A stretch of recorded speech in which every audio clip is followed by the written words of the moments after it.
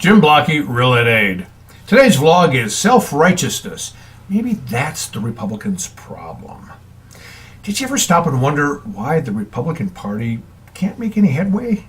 I mean, they have both houses and the presidency, yet as a party, they haven't accomplished much of anything. You know, President Trump, he's accomplished a few things, but he had to do those things pretty much on his own.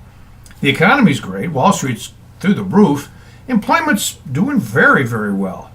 Yet those real important issues like removing Obamacare and fixing taxes, they're going nowhere.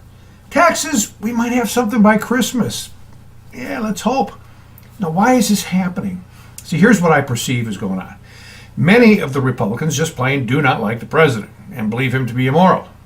And rather than get past that and do what's best for America, they try to derail him at every opportunity.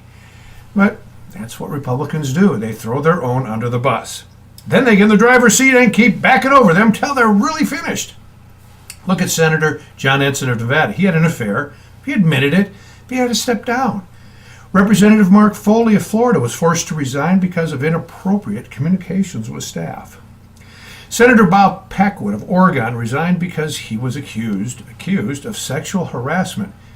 And now look at Judge Roy Moore.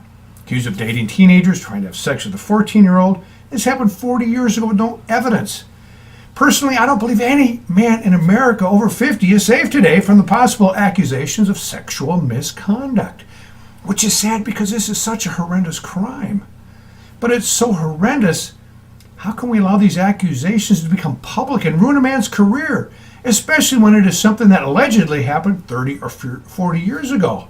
I mean, 40 years ago, that was the sexual revolution. Everyone was jumping into bed with anyone. So who can possibly know what was really happening back then? I mean, it's despicable. I'm not saying it was right. I'm just saying it was so.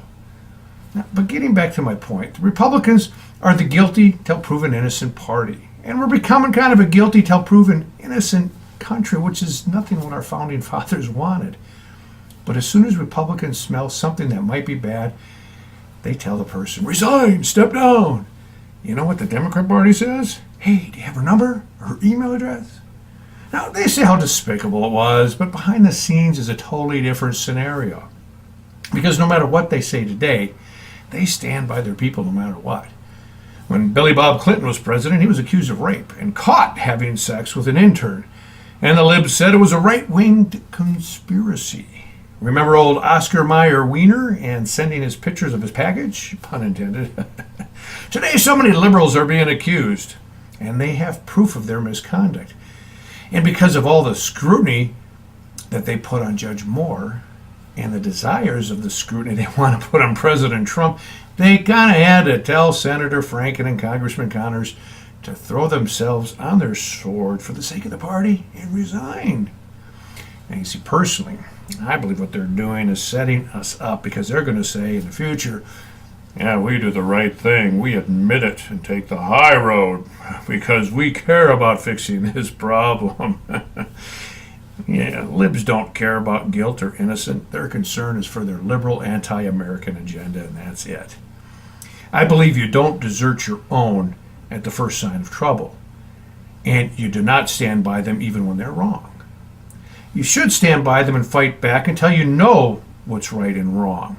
And then, and only then, you sit down in private, discuss how serious it is, and come to a resolution. And if they did something inappropriate, they need to suffer the consequences for that, even if that is jail time. But you definitely should not excuse someone simply because they can further your agenda, like the liberals do. But then again, they are liberals. And don't compare that with Judge Roy Moore because he says he's innocent. There's no proof that he has done anything wrong. In fact, there's proof on the other side that there's been a little bit of lying and manipulation. The point here is that all of us do things we're not proud of. We all make mistakes, and we should suffer the consequences. However, those consequences should fit the crime. And Republicans don't seem to get this. And until they do, they're going to continue to be looked at as fools. See, look, I'm a real believer in accountability, but that accountability also should apply to the accuser as much as the accused. And the accuser should have some form of evidence before making allegations, and if they do, and those allegations are not true, they should suffer some consequences also. You know what? I kind of see a really good correlation of how our education system here is with this.